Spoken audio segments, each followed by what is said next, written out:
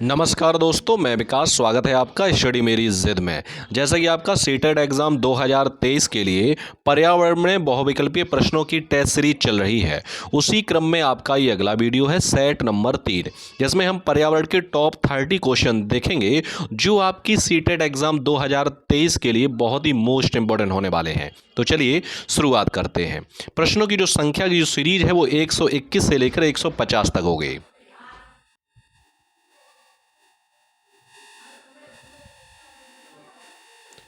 चलिए, प्रश्न नंबर 121 है कि पर्यावरण अध्ययन में एक अच्छे दत्त कार्य का मुख्य लक्ष्य होना चाहिए।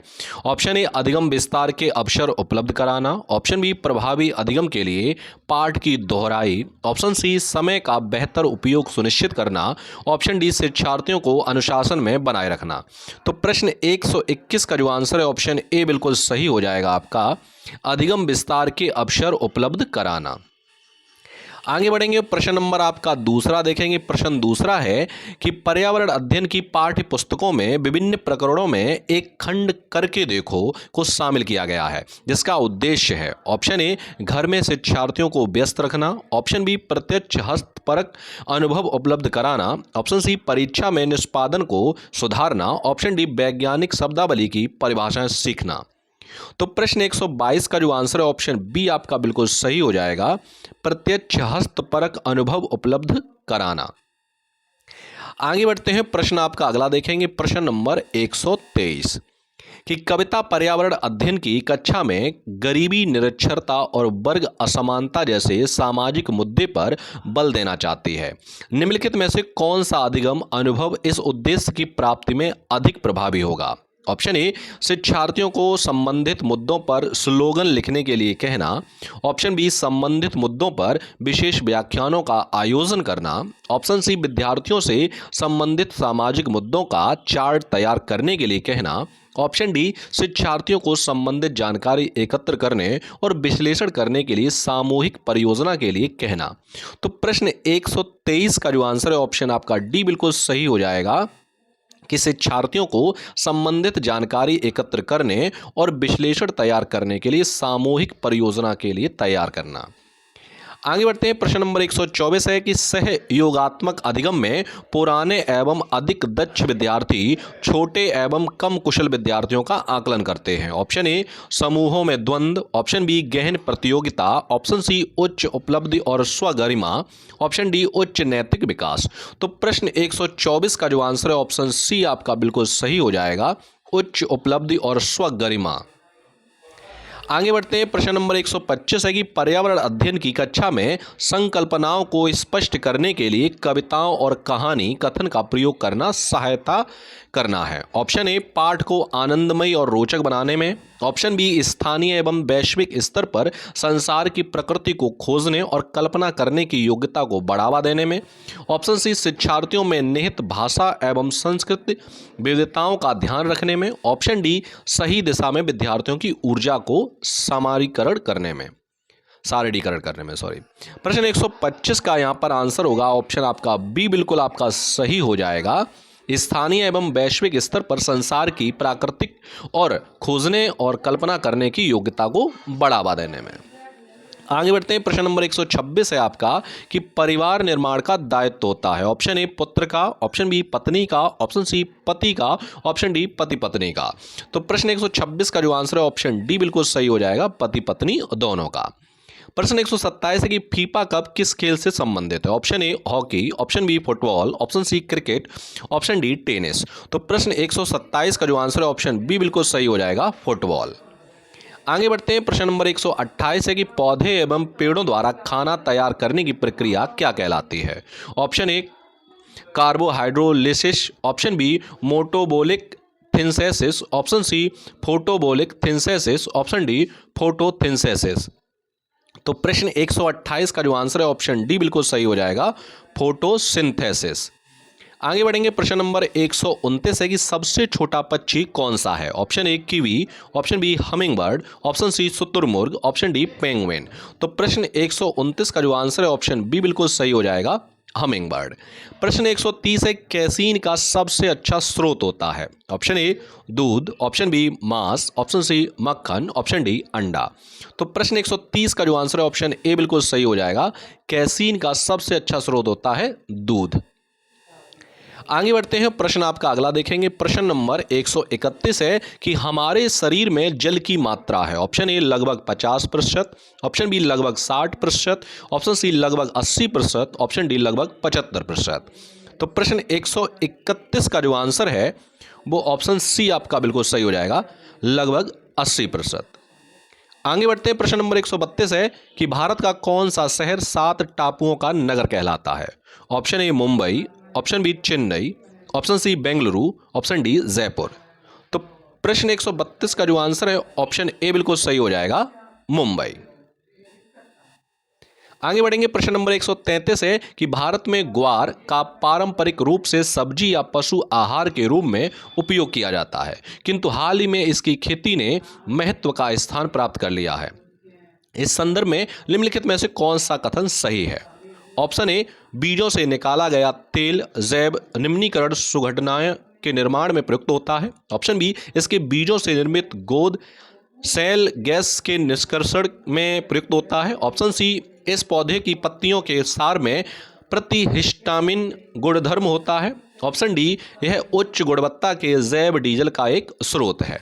तो प्रश्न 133 का जो आंसर है ऑप्शन बी आपका बिल्कुल सही हो जाएगा। आगे बढ़ेंगे, प्रश्न नंबर आपका अगला देखेंगे। प्रश्न नंबर 134 है, निम्नलिखित में से कौन सा एक आहार श्रृंखला का सही क्रम है? ऑप्शन ए डाइटम क्रस्टेशियाई हेरिंग, ऑप्शन बी क्रस्टेशियाई diatom herring, option C diatom herring क्रस्टेशियाई, ऑप्शन डी क्रस्टेशियाई हेरिंग डाइटम। तो प्रश्न 134 का जो आंसर है ऑप्शन ए बिल्कुल सही हो जाएगा, डाइटम क्रस्टेशियाई हेरिंग। आगे बढ़ते हैं, प्रश्न नंबर 135 है कि रात में जागने वाले जानवर हर चीज को ऑप्शन ए हरे रंग में देख सकते हैं, ऑप्शन बी केवल काली और सफेद ही देख सकते हैं, ऑप्शन सी केवल हरे रंग में देख सकते हैं, ऑप्शन डी केवल लाल रंग में देख सकते हैं। तो प्रश्न 135 का जो आंसर है ऑप्शन बी बिल्कुल सही हो जाएगा, केवल काली और सफेद ही देख सकते हैं।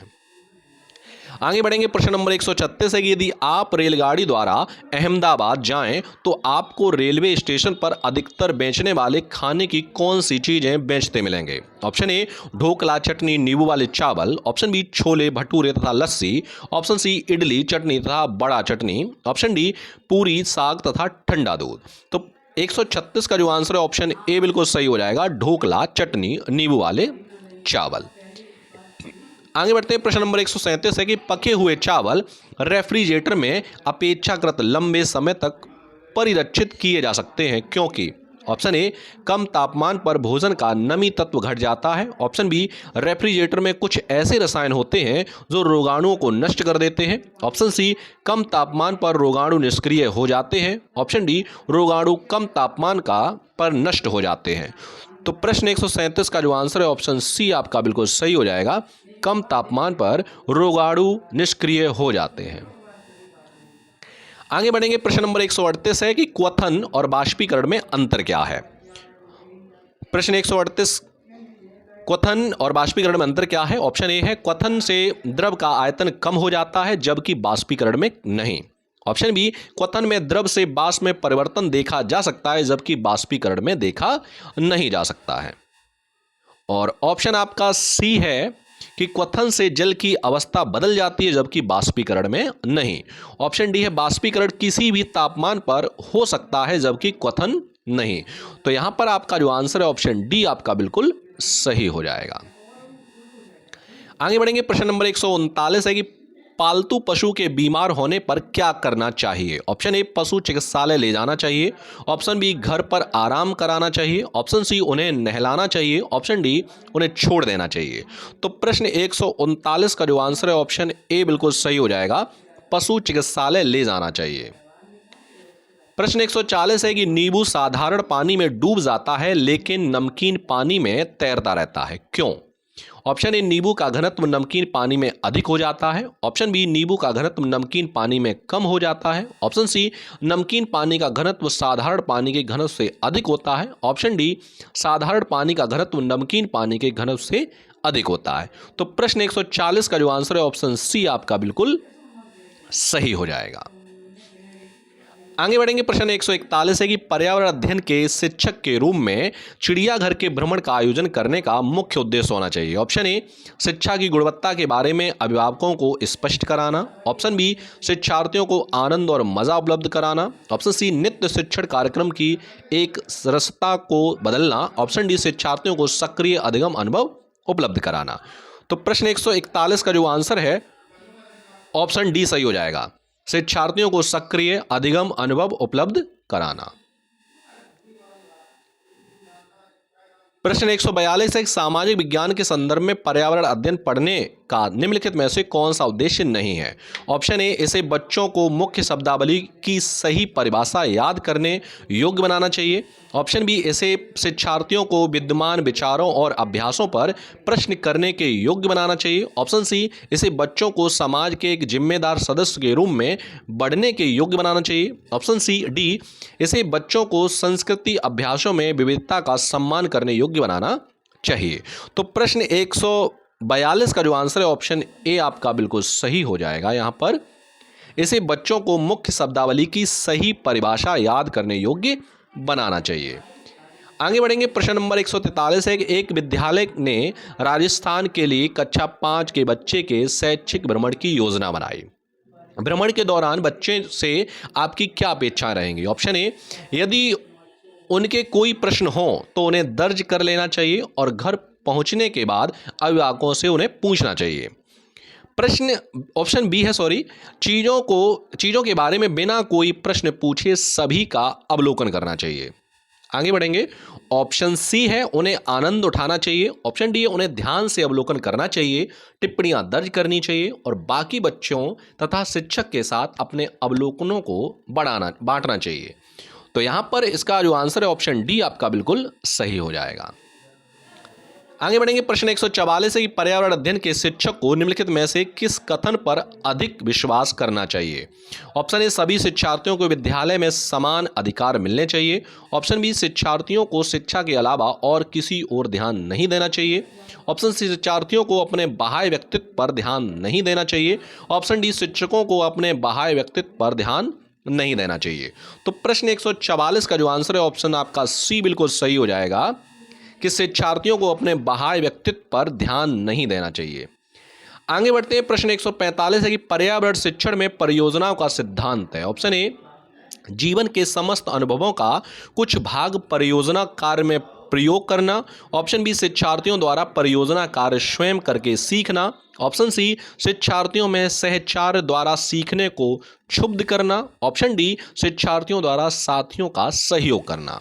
तो प्रश्न 145 का जो आंसर है ऑप्शन आपका बी बिल्कुल सही हो जाएगा कि शिक्षार्थियों द्वारा परियोजना कार्य स्वयं करके सीखना। आगे बढ़ेंगे। प्रश्न 146 है कि विज्ञान संग्रहालय के उपयोग से बालकों में विकसित होती है। ऑप्शन ए, तर्क शक्ति। ऑप्शन बी, निरीक्षण शक्ति। ऑप्शन सी, चिंतन शक्ति। ऑप्शन डी, स्मरण शक्ति। तो प्रश्न 146 का जो आंसर है वो आपका ऑप्शन बी बिल्कुल सही हो जाएगा, निरीक्षण शक्ति। प्रश्न 147 है कि प्राथमिक स्तर पर बच्चों को आकलन करने का सर्वश्रेष्ठ तरीका है का प्रयोग करना चाहिए। ऑप्शन ए, गृह कार्य। ऑप्शन बी, योगात्मक कार्य। Option C, portfolio. Option D, आवधिक परीक्षाओं। तो प्रश्न 147 का जो आंसर है ऑप्शन सी बिल्कुल सही हो जाएगा, पोर्टफोलियो।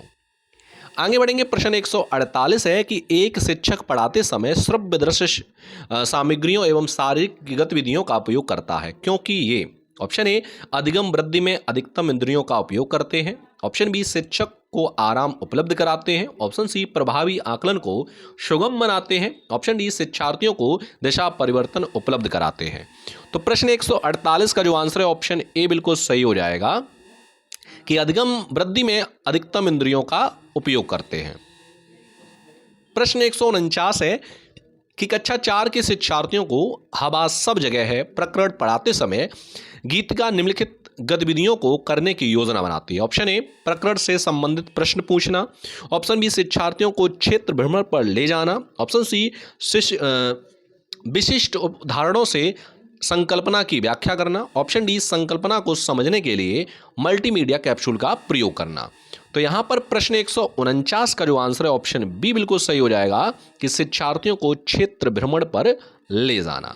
आगे बढ़ते हैं और इस वीडियो का लास्ट प्रश्न है आपका कि ईवीएस की कक्षा में जल का पाठ पढ़ाते समय अंजलि ने अपनी कक्षा में जल के विभिन्न स्रोतों और जल को संरक्षित करने के लिए व्यक्तिगत क्रियाओं पर रोल प्ले आयोजित किया। इस क्रियाकलाप का मुख्य उद्देश्य है ऑप्शन ए शिक्षार्थियों की सामाजिक कुशलताओं में सुधार करना, ऑप्शन बी अधिगम की प्रक्रिया में एक रसता को तोड़ना, ऑप्शन सी अधिगम की प्रक्रिया में विद्यार्थियों का सक्रिय भाग लेना सुनिश्चित करना, ऑप्शन डी जल के स्रोतों के विषय में विद्यार्थियों को ज्ञान में वृद्धि करना। तो प्रश्न 150 का जो आंसर है ऑप्शन सी आपका बिल्कुल सही हो जाएगा, अधिगम की प्रक्रिया में विद्यार्थियों का सक्रिय भाग लेना सुनिश्चित करना। तो ये थे आपके 30 मोस्ट इंपॉर्टेंट प्रश्न जो मैंने आपको इस वीडियो के माध्यम से करा दिए हैं। मिलते हैं हम आपको अगले वीडियो में नए प्रश्नों के साथ, तब तक के लिए नमस्कार।